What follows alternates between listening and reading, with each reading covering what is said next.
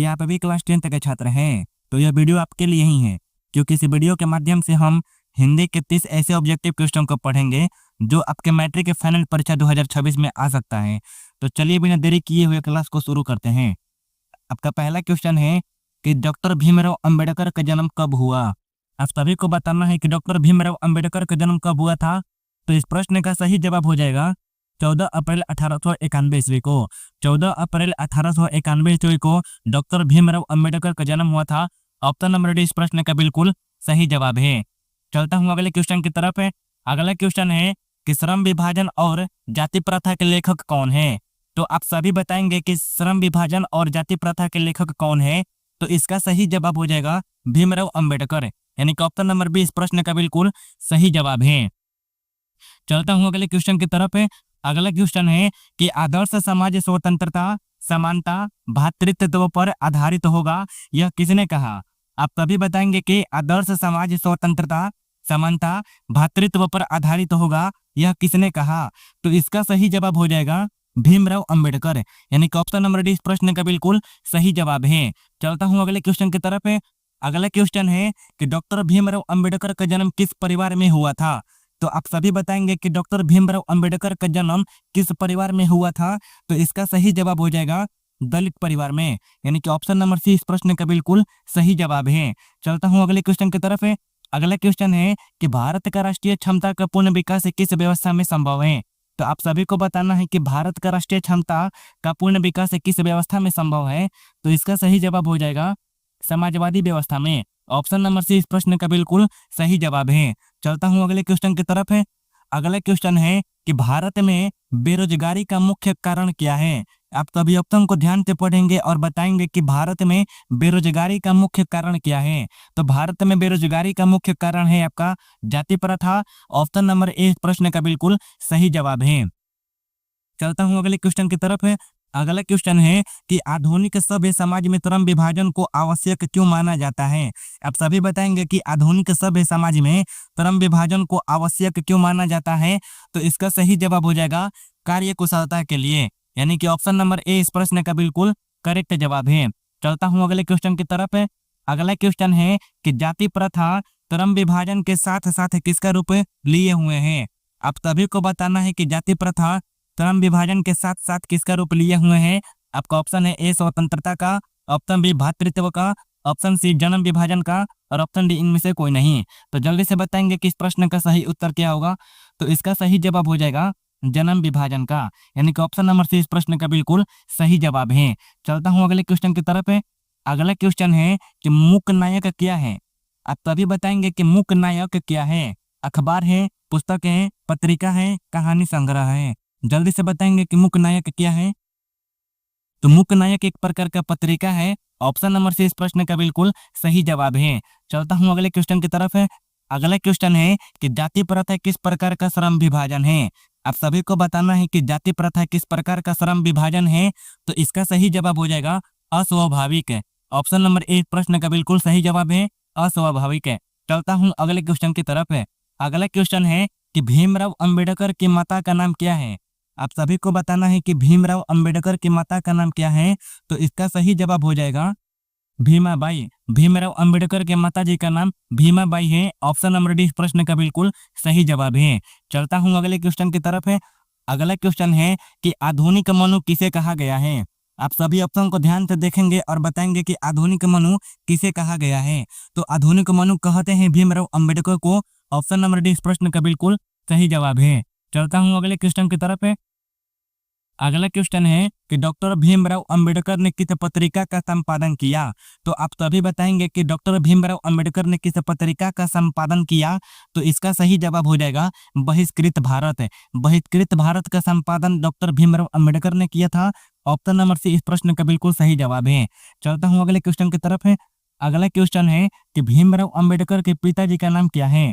आप सभी को बताना है कि भीमराव अंबेडकर के पिताजी का नाम क्या है। तो इस प्रश्न का सही जवाब हो जाएगा रामजी सकपाल। रामजी सकपाल डॉक्टर भीमराव अंबेडकर के पिताजी का नाम है। ऑप्शन नंबर बी इस प्रश्न का बिल्कुल सही जवाब है। चलता हूँ अगले क्वेश्चन की तरफ है। अगला क्वेश्चन है कि भीमराव अंबेडकर की मृत्यु कब और कहाँ हुई।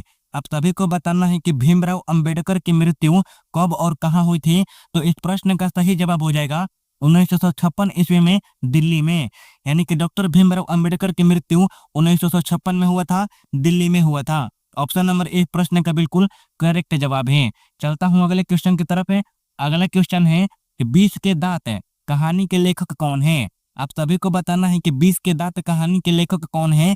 तो इसका सही जवाब हो जाएगा नलिन बिलोचन शर्मा। यानी कि ऑप्शन नंबर 20 प्रश्न का बिल्कुल सही जवाब है। चलता हूं अगले क्वेश्चन की तरफ है। अगला क्वेश्चन है कि सेन साहब की मोटर कार थी। आप सभी को बताना है कि सेन साहब की मोटर कार कैसी थी। ऑप्शन को ध्यान से पढ़ेंगे और बताएंगे कि कौन सा ऑप्शन सही है। तो इस प्रश्न का सही जवाब हो जाएगा स्ट्रीमल ईड। यानी कि ऑप्शन नंबर ए इस प्रश्न का बिल्कुल सही जवाब है। चलता हूं अगले क्वेश्चन की तरफ है। अगला क्वेश्चन है कि सेन साहब की मोटर कार किस रंग की थी। आप सभी को बताना है कि सेन साहब की मोटर कार किस रंग की थी। तो इस प्रश्न का सही जवाब हो जाएगा काले रंग की। यानी कि ऑप्शन नंबर सी इस प्रश्न का बिल्कुल सही जवाब है। चलता हूं अगले क्वेश्चन की तरफ है। अगला क्वेश्चन है कि जिसकी गर्दन सुंदर हो नयन कांतित में कौन सा शब्द है। आप सभी को बताना है कि जिसकी गर्दन सुंदर हो नयन कांतित में कौन सा शब्द है। तो इसका सही जवाब हो जाएगा सुग्रीव। यानी कि ऑप्शन नंबर डी इस प्रश्न का बिल्कुल सही जवाब है। चलता हूं अगले क्वेश्चन की तरफ है।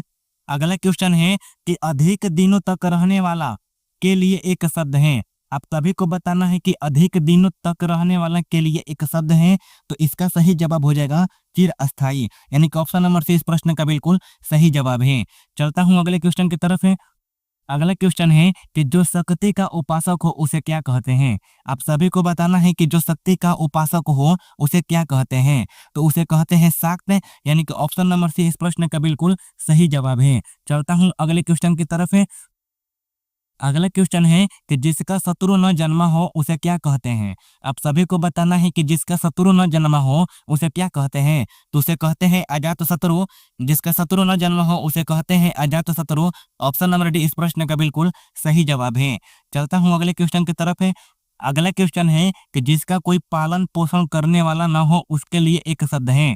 आप सभी को बताना है कि जिसका कोई पालन पोषण करने वाला न हो उसके लिए एक शब्द है।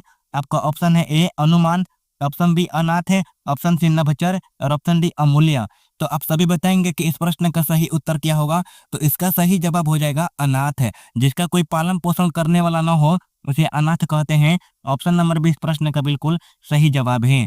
चलता हूं अगले क्वेश्चन की तरफ है। अगला क्वेश्चन है कि जो पहले पैदा हुआ हो। आप सभी को बताना है कि जो पहले पैदा हुआ हो उसे क्या कहते हैं। ऑप्शन को ध्यान से पढ़ेंगे और बताएंगे कि इसका सही उत्तर क्या होगा। तो इसका सही जवाब हो जाएगा अग्रज। जो पहले पैदा हुआ हो उसे कहते हैं अग्रज। ऑप्शन नंबर ए प्रश्न का बिल्कुल सही जवाब है। चलता हूं अगले क्वेश्चन की तरफ है। अगला क्वेश्चन है कि जिसके पार देखा जा सके उसे क्या कहते हैं। आप सभी को बताना है कि जिसके पार देखा जा सके उसे क्या कहते हैं। तो उसे कहते हैं पारदर्शी। ऑप्शन नंबर 20 प्रश्न का बिल्कुल सही जवाब है। चलता हूं अगले क्वेश्चन की तरफ है। अगला क्वेश्चन है कि जिसके सिर पर चंद्र हो उसे क्या कहते हैं। आप सभी को बताना है कि जिसके सिर पर चंद्र हो उसे क्या कहते हैं। तो उसे कहते हैं चंद्रशेखर। यानी कि ऑप्शन नंबर 30 प्रश्न का बिल्कुल सही जवाब है। अगला क्वेश्चन है हाथ खाली होना मुहावरे का अर्थ क्या होगा। तो ऑप्शन को ध्यान से पढ़ेंगे और बताएंगे कि इसका सही जवाब क्या होगा। तो इसका सही जवाब हो जाएगा पैसा ना होना। हाथ खाली होना मुहावरे का अर्थ होता है पैसा ना होना। ऑप्शन नंबर सी इस प्रश्न का बिल्कुल करेक्ट जवाब है। चलता हूं अगले क्वेश्चन की तरफ है। अगला क्वेश्चन है कमर कसना मुहावरे का अर्थ क्या होगा। आप सभी बताएंगे कि कमर कसना मुहावरे का अर्थ क्या होगा। तो इस प्रश्न का सही जवाब हो जाएगा तैयार होना। नंबर 20 प्रश्न का बिल्कुल सही जवाब है। चलता हूं अगले क्वेश्चन की तरफ है। अगला क्वेश्चन है कि श्री गणेश करना मुहावरे का अर्थ क्या होगा। तो आप सभी बताएंगे कि श्री गणेश करना मुहावरे का अर्थ क्या होगा। तो इसका सही जवाब हो जाएगा कार्य आरंभ करना। यानी कि ऑप्शन नंबर डी इस प्रश्न का बिल्कुल सही जवाब है। चलता हूं अगले क्वेश्चन की तरफ है और यह क्वेश्चन आज का आखिरी क्वेश्चन है कि दिन दूना रात चौगुना करना मुहावरे का अर्थ क्या होगा। बहुत ही बेहतरीन क्वेश्चन है कि दिन दूना रात चौगुना करना मुहावरे का अर्थ क्या होगा। तो इसका सही जवाब हो जाएगा खूब उन्नति करना। यानी कि ऑप्शन नंबर डी इस प्रश्न का बिल्कुल सही जवाब है। ऑप्शन नंबर ए नहीं होगा, ऑप्शन नंबर डी होगा खूब उन्नति करना। तो दोस्तों आज के वीडियो से बस इतना ही। आशा करता हूँ कि आपको अभी को वीडियो पसंद आया होगा। वीडियो पसंद आया है तो वीडियो को लाइक अवश्य कीजिएगा, और जितने भी बच्चे इस चैनल पर पहली बार आए हैं वो इस चैनल को सब्सक्राइब कर लेंगे, और कमेंट बॉक्स में हमें कमेंट कर बताएंगे कि आज का क्लास आप सभी को कैसा लगा। तो मिलते हैं अगले वीडियो में।